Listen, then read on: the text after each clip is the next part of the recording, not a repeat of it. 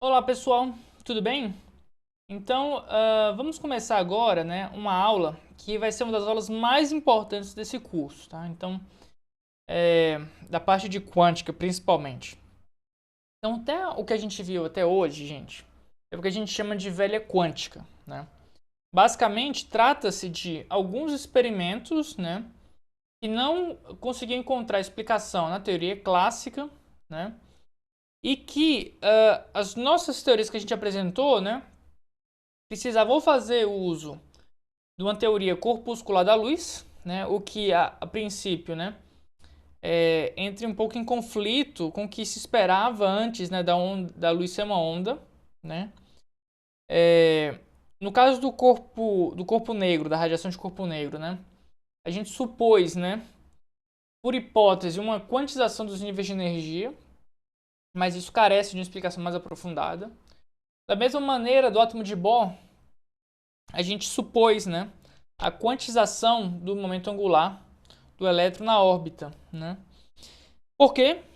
A gente não discutiu isso, né? Na verdade, eu pedi para vocês aceitarem e mostrei que isso de fato reproduz os estados experimentais.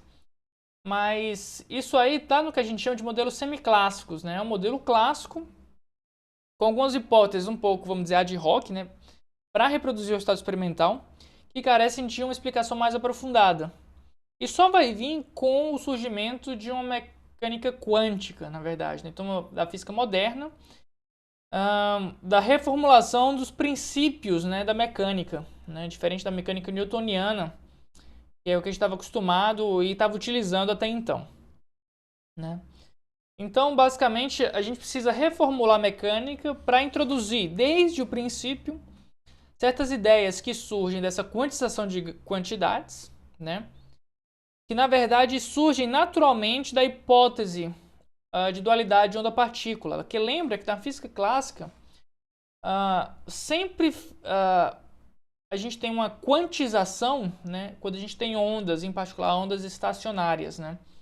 Se eu tenho uma corda, as frequências de oscilação dessa corda são bem definidas, né, são os harmônicos de uma determinada frequência fundamental, né? Ou um tubo sonoro um som num tubo, né? Então, a gente vai incluir desde o princípio agora, na nossa mecânica, a ideia de dualidade onda-partícula. Tá? Então, o que eu vou fazer aqui, a seguir, né, não é uma demonstração, tá? É uma certa mostração. E meu objetivo aqui é partir de coisas que sejam familiares para vocês, né? E de tal forma que a gente consiga chegar à equação de Schrödinger. Tudo bem? Porque eu tenho basicamente duas estratégias para dar essa aula para vocês, que vocês entendam bem. Uma, ou eu jogo a equação e vocês aceitam, e a gente começa a fazer conta, né? E vocês simplesmente aceitam porque ela funciona, ou eu faço essa introdução, né, que não vai ser 100% formal, não vai ser uma demonstração matemática, mas que vai deixar claro para vocês que a equação de Schrödinger, de certa forma, carrega elementos que são de alguma forma esperados, né, da física clássica que a gente tinha antes. Né? De alguma forma, existem certos elementos que lembram, né, aquelas coisas que a gente conhece da mecânica clássica, da nossa situação, da ideia de de Broglie, né, do comprimento de onda de de Broglie, da energia do fóton e por assim vai. Tudo bem? E aí essa equação, gente, é uma equação que ela é muito, muito fundamental. Vai ser a pedra que vai ser fundada essa teoria, a teoria quântica. É uma equação que você consegue investigar, né? Física nuclear sai toda dela, estrutura eletrônica, toda a química sai dela. Então, oscilador harmônico simples, semicondutores, laser. Então, assim, ela é muito, muito fundamental. Né? Então, dessa equação aqui, assim, você consegue descrever sistemas atômicos, moleculares, sólidos. Então, é muito importante, por isso é importante que vocês prestem muita atenção nessa aula, né? E nesse resultado. Tudo bem? Então, sem mais introduções, né? Vamos partir então para a equação de Schrödinger, né? Que foi deduzida pelo Erwin Schrödinger, né? Em 1926. Nós estamos aí no meados da década de 20 do século 20. Tudo bem? Então, considerem, né, que a gente quer fazer o quê? Nós queremos uma equação que seja uma equação de onda, né, que consiga descrever a onda de matéria associada a uma partícula de massa m e velocidade v. Tudo bem? Então o de Broglie ele supõe que existe uma onda de matéria associada a essa partícula de lambda igual a h sobre p, né? H sobre mv, se eu quisesse, né? Escrever dessa forma. Se fosse um fóton, né? Eu teria um E igual a h-ni, né? Se fosse um fóton também. Tá? Então são as equações que eu tenho aí para introduzir. E eu vou supor, gente, que essa onda de matéria, ela naturalmente deve se deslocar com uma velocidade v, né? Vou diferenciar aqui o v do ni, né? Uma velocidade v igual a partícula. Tá? Então isso aqui vai ser a minha hipótese, né? E eu tenho uma certa função de onda que eu preciso descrever, né? Quem que é essa função de onda? Se fosse onda eletromagnética, seria o campo elétrico ou o campo magnético. Se fosse uma onda, uma vibração numa superfície de água, seria essa altura da superfície de água. O som, essa função de onda seria uma função de pressão, uma onda de pressão que varia com a posição e com o tempo. Ou uma função de deslocamento das partículas e por aí vai, né? E aí então eu vou definir uma certa função de onda psi, que eu vou discutir o significado dela depois, né? Associada a essa partícula, né? E ela tem que viajar com uma velocidade v, idêntica à da massa aqui, né? Então isso aí eu vou supor que também tem um formato harmônico, tá? Então eu vou colocar aqui um certo A seno de quem, né? E aí eu vou usar basicamente o argumento que vocês usam em ondas, né?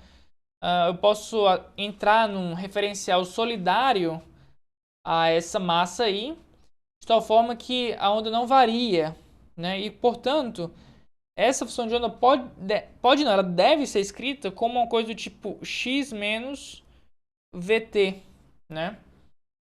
E aí, eu também tenho que ver, se eu tiver um certo lambda, um comprimento de onda bem definido, né?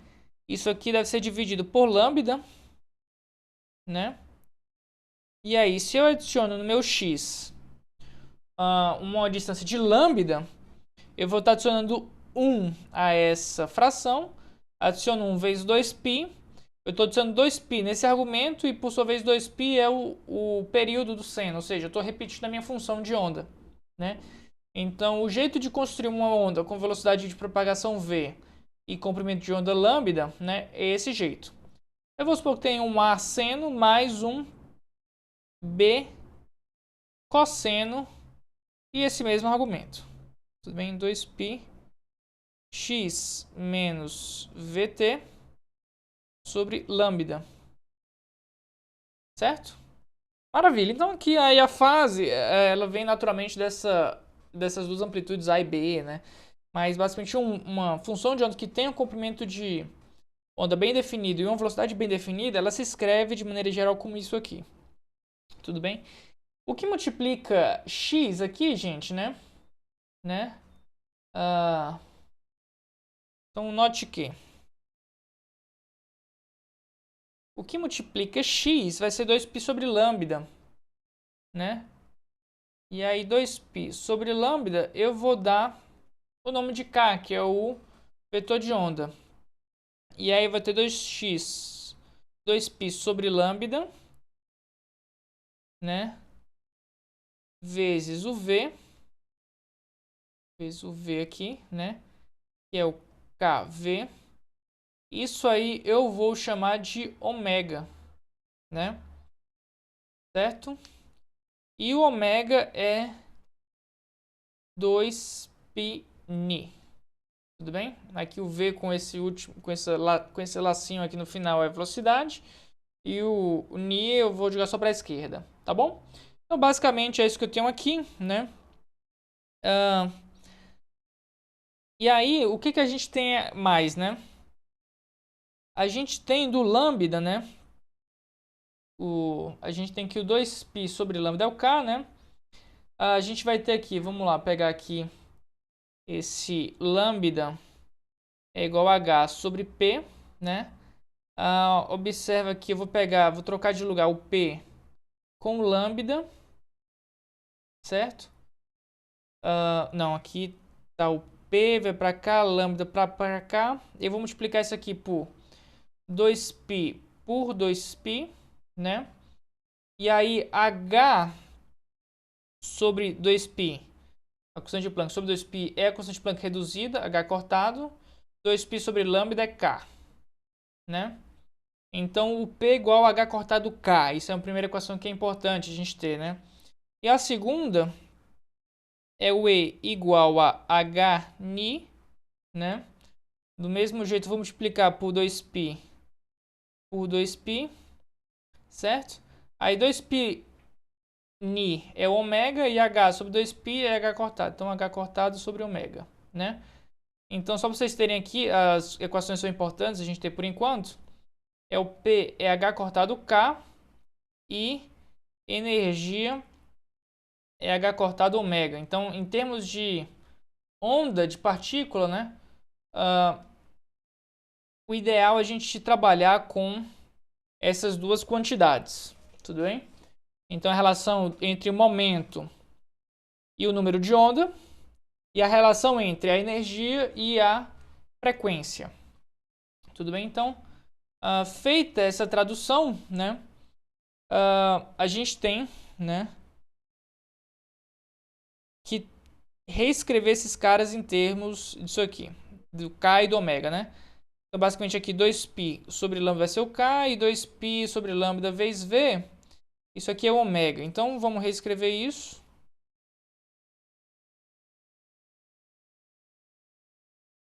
A nossa função de onda harmônica, né?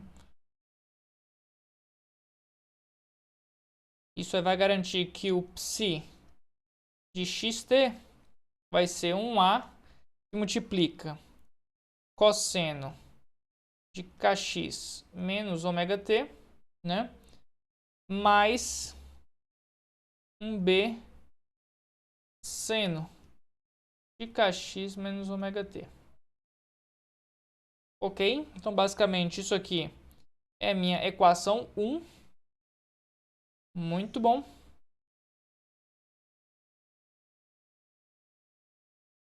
Certo? Então, isso aí é a nossa função de onda harmônica, né? A e B a determinar, certo?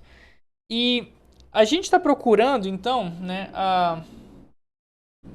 A gente está procurando uma função de onda, uma equação de onda, na verdade, né? Então, a equação de onda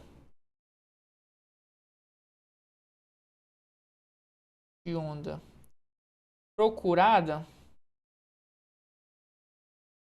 para descrever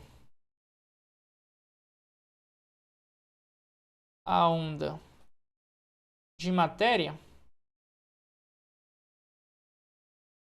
deve ser, vamos lá, 1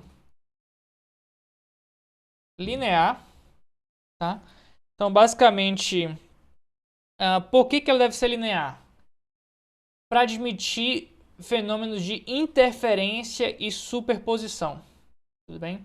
Então, a ideia é que se eu tenho uma onda que vem aqui com outra onda que vem aqui, elas vão interferir. Isso tem a ver com a linearidade, né? A superposição está intimamente ligado com linearidade, tá? Então, isso aqui tem a ver com interferência e superposição, tá? Então, vai ser uma equação diferencial linear. Isso é muito bom. A gente foge de equações diferenciais não lineares, onde muita coisa estranha acontece. E 2, né? Ela deve ser consistente com, né? Basicamente, com a ideia de energia que a gente tem antes, né? Que a energia é uma energia cinética mais uma energia potencial. Tudo bem? E aí, aqui é um P, tá, gente? E aí a gente vai ter que isso aí se reflete em quê? A energia é um H cortado ômega. O P é H cortado K, então vai ser um H cortado K2 sobre 2M mais Vx isso aqui, tá? Então isso aqui é uma equação que de alguma forma carrega, né? É a nossa equação 2 aqui. Essa equação 2 ela carrega o quê, gente? Uma certa ideia de conservação de energia ou das diferentes formas com que a energia pode ser descrita em termos de parcelas, né? A energia total, que é o H ômega, vai ser um componente cinética mais um componente de energia potencial, certo? Então, eu tenho que ter uma certa relação entre momento e energia que reflita de alguma maneira a física clássica, né? O que a gente sabe da física clássica, certo? Então, como eu disse, eu estou aqui tentando deduzir algo quântico que se remita, né? Que se remeta à física clássica que a gente conhece de alguma maneira, né? E aí, eu preciso então deduzir uma equação de onda, ou seja, uma equação diferencial para a minha função de onda psi, né? Que tem a ver com isso. E aí observe o seguinte, gente. E aí eu vou tentar me inspirar, né? Criar uma equação diferencial linear a partir dessa equação 2, tal que 1 seja a solução. Tá? Então eu quero uma solução. Eu quero deduzir uma equação diferencial tal que 1 seja a solução, 2 sejam consequências naturais que seja linear, né? E aí o que você precisa olhar? Olha só. O ômega, né? Aqui, ele pode vir daqui ou daqui, né? E de alguma forma, né? Ele deve ser associado a uma derivada, né? De tempo aqui. Tudo bem? Então, se eu tiver uma derivada de tempo, eu vou ter aqui, olha só, o seno vai vir com esse menos seno, menos ômega que multiplica o cosseno, certo?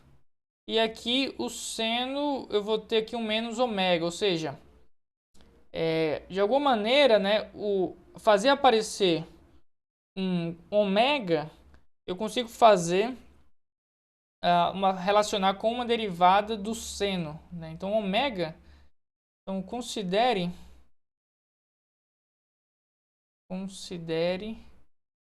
as seguintes relações. Aí o A e o B ainda podem estar soltos, né? De forma que consigam reencaixar essas relações para ter a igualdade, tá? O ômega, ele aparece naturalmente com uma derivada parcial com o tempo.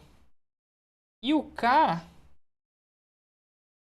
ele aparece quando eu tenho uma derivada do X. Se eu pegar essa função de onda aqui e derivar pelo X, vai aparecer um K multiplicando aqui com o seno, um K multiplicando aqui com o B cosseno, né? Ou seja, vai continuar tendo a mesma cara, uma amplitude vezes seno, amplitude vezes cosseno, multiplicado pelo K, né? Ou seja, esse K, ele está diretamente relacionado com uma derivada aqui com respeito ao X, né? Tudo bem. Daí então, né? Tendo isso aí como hipótese, eu vou transformar isso aqui em uma equação diferencial que seja do tipo, né? Vamos pegar aqui esse lado direito aqui. Então, o que tem k ao quadrado vai ter uma derivada segunda com respeito a x. Eu vou colocar o termo que multiplica genérico, tá? Então, aqui, inspirados por 2, né? Então, inspirados por 2, a gente vai ter o quê? Né? Aquele k ao quadrado vai me dar uma derivada segunda de x, psi, vezes um alfa, né? Que multiplica. Mais um potencial, Vxt, que multiplica, né? Aqui é um psi de xt, aqui um psi de xt, tá? Igual a, aí que eu tenho h cortado ômega, e aqui eu vou ter então um certo beta, e o ômega ele é relacionado com derivada de t. Então, derivada aqui do psi de xt, derivada parcial com respeito a tempo. Tá? Então, inspirado naquela equação 2 e com as relações que naturalmente aparecem, né, do ômega e do k, surgem de derivadas tempo e espaço, eu consigo chegar nessa equação diferencial linear que me possibilita uma superposição, que me possibilita uma interferência, né? E que, portanto, é uma ótima candidata para essa equação diferencial que representa as ondas de matéria, né? Que decorre naturalmente da descrição daquela equação de onda de matéria que vem do de Broglie, né? De uma partícula com velocidade bem definida e, portanto, um comprimento de onda bem definido, né? E eu supus uma onda harmônica, né? Para chegar em todas essas equações, certo? Então eu chego nessa equação que vai ser minha equação 3.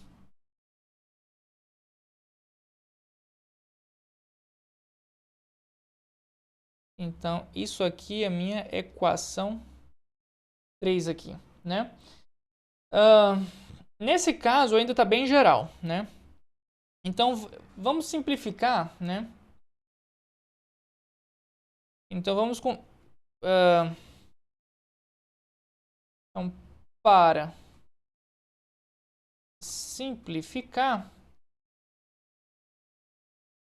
faça, né, o V de xt igual a um V0 constante. Ou seja, eu estou supondo aqui um nível constante de energia potencial, certo? V0, que corresponde à minha partícula livre, assim, andando sem variar a velocidade, portanto, sem variar o comprimento de onda dela, né? Então, isso aí está implícito na hora que eu suponho um lambda bem definido, certo?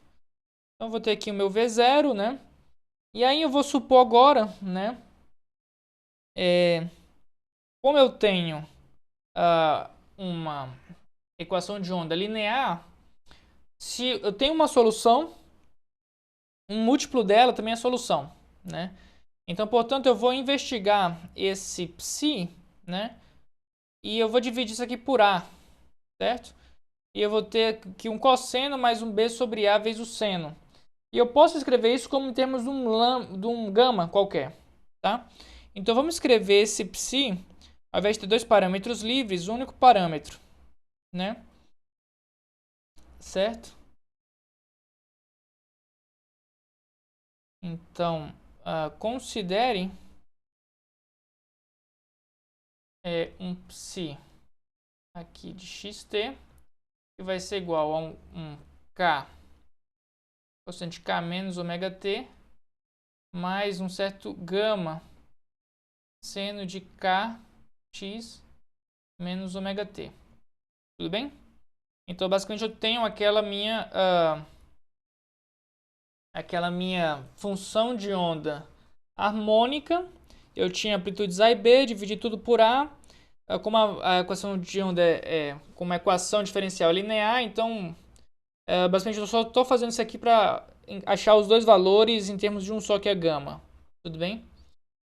E a amplitude total tem a ver com a gente depois vai ter que normalizar isso de alguma maneira, mas por enquanto me segue sem esperar que vai ser uma demonstração formal matemática, tá? Então, a nossa meta aqui é tentar nos inspirar na física clássica e nas ondas, no que a gente conhece anteriormente, para chegar à equação de Schrödinger. Então, repetindo para fixar essa ideia, tá?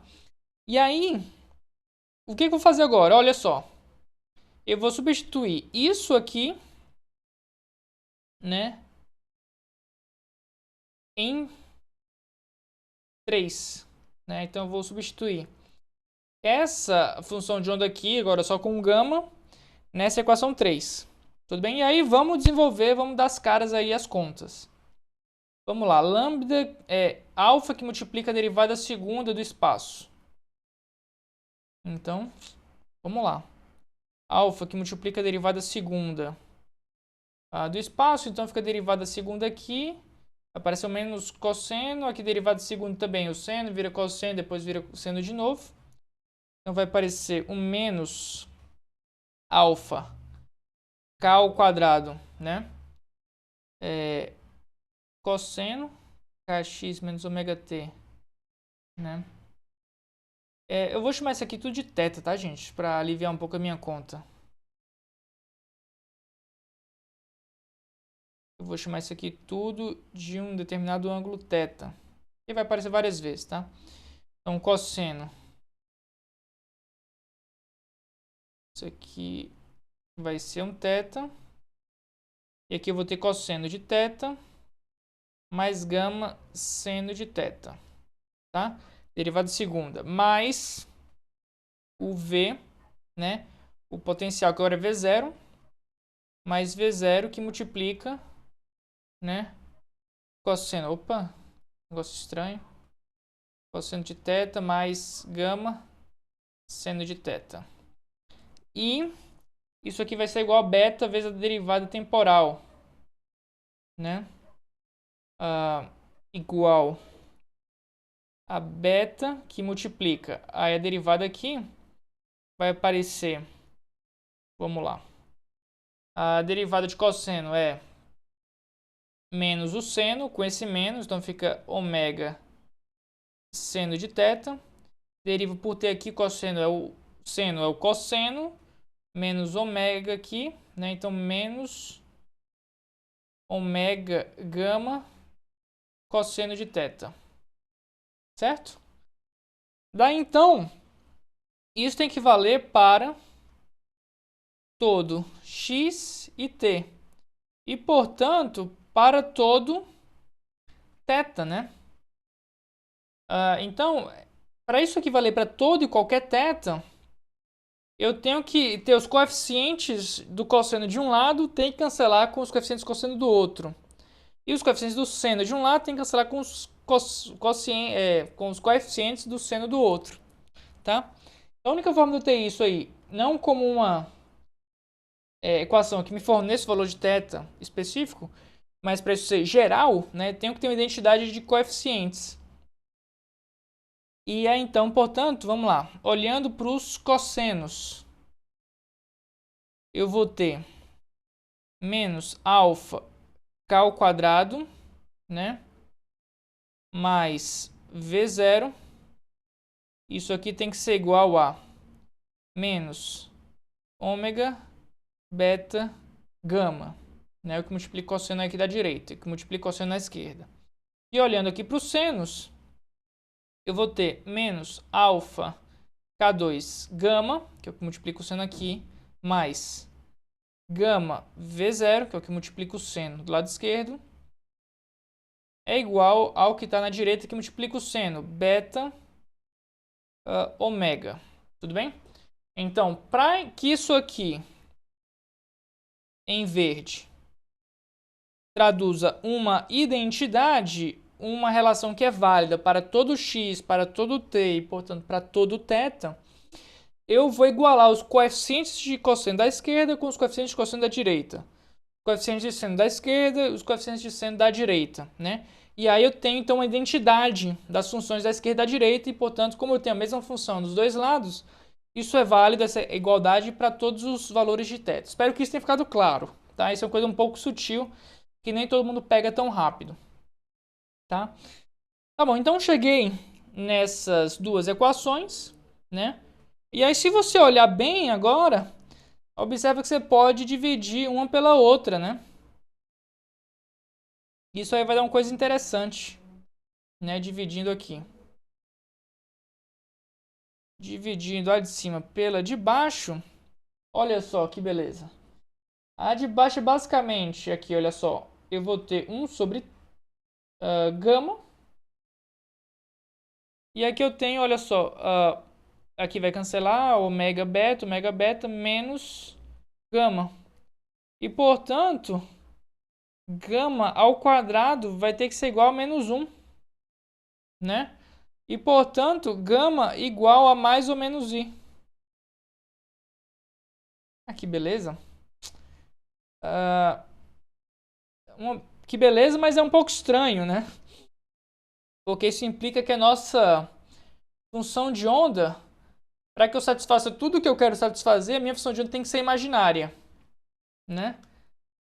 Isso aí, é um certo problema imediato, mas que vamos deixar para um segundo momento essa discussão, né?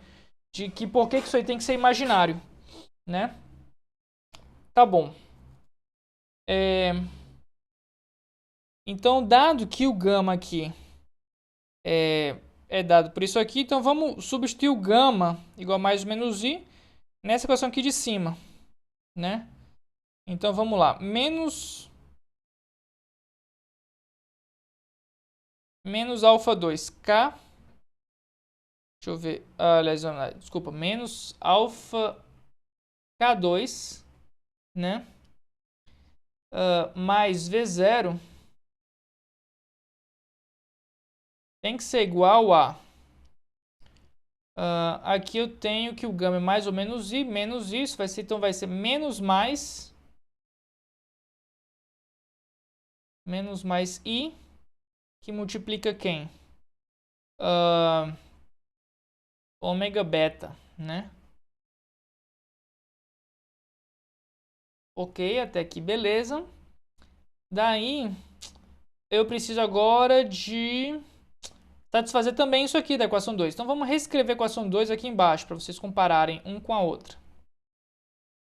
Começando daqui, né? Esse h cortado ao quadrado, k2 sobre 2m, mais o vxt, que aqui é o v0, né? Isso aqui é igual a h cortado ômega. E aí você precisa agora comparar, né, a de cima com a de baixo. Tudo bem? Então, eu vou escolher esse alfa e beta da maneira mais interessante que for conveniente. Tá? Então, vou pegar esse alfa e vou pegar, então, ele vai ser igual, né, comparando a de cima com a de baixo, é basicamente igual a menos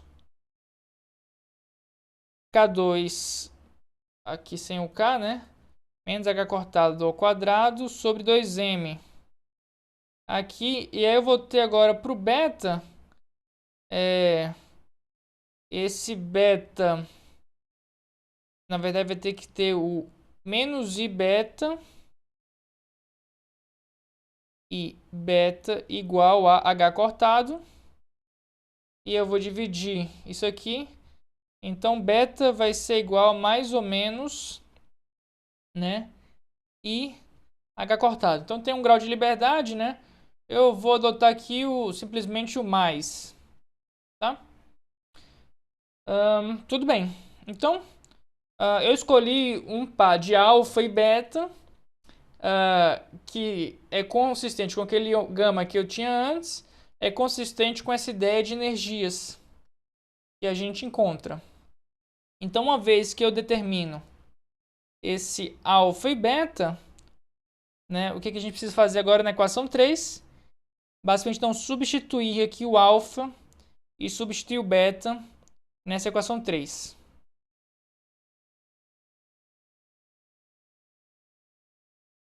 E aí, então, finalmente, nosso grande finale.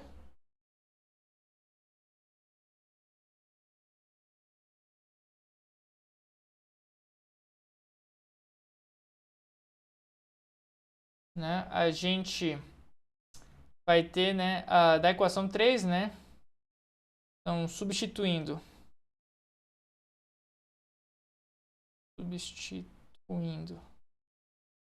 alfa e beta em 3, temos, né, menos h cortado ao quadrado sobre 2m, derivada segunda de psi de xt, vamos caprichar aqui um pouquinho na letra, mais vxt psi de xt igual aí h cortado del t de psi de xt. E aí essa, gente, é a chamada equação de Schrödinger. Ufa, tá? Então, essa vai ser a equação mais importante de mecânica quântica, tá?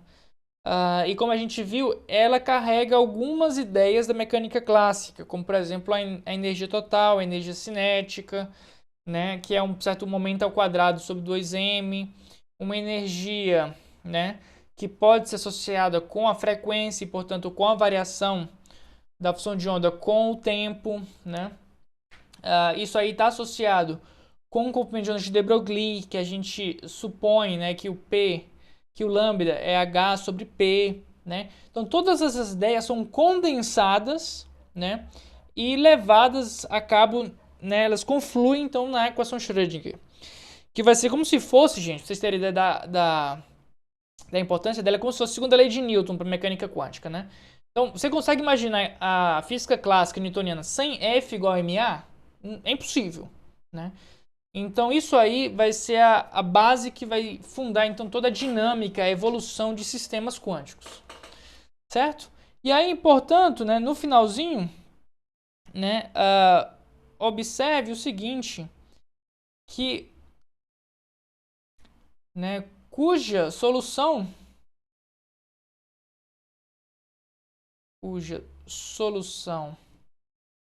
harmônica é dada por o nosso psi de xt, né? Lembra que ele era um cosseno de kx menos ômega t mais i, o gama era mais ou menos i, né? Então, mais ou menos i seno de kx menos ômega t. E, portanto, a nossa função de onda ela é um e elevado a mais ou menos i kx menos ômega t. Ou seja, essa equação diferencial, né, ela vai admitir funções de onda também complexas, né, porque ela tem coeficientes complexos, né? Então, assim, de alguma maneira, as nossas funções de ondas de matéria devem ser complexas, tá? Isso não é um artifício matemático como que acontecia com ondas eletromagnéticas, com fasores e tal, né? Os números complexos apareciam no contexto de fasores como um truque matemático. Aqui não, aqui o negócio é mais profundo, porque isso aí nasce da própria formulação da função de onda. Tudo bem? Mas essa discussão eu vou deixar para o nosso próximo vídeo, então esse aqui já ficou um vídeo bem carregado. Deem uma olhada nessa demonstração, né? E agora, daqui para frente, eu vou usar essa equação de Schrödinger para descrever as funções de onda de matéria. A gente vai começar a desenvolver isso aí, resolver isso para casos específicos, né? E discutir também qual que são as consequências físicas, né? E o que significa em termos físicos, né, essa função de onda complexa. Então isso aí é uma boa discussão, mas vamos deixar isso aí para o próximo vídeo. Muito obrigado e até mais.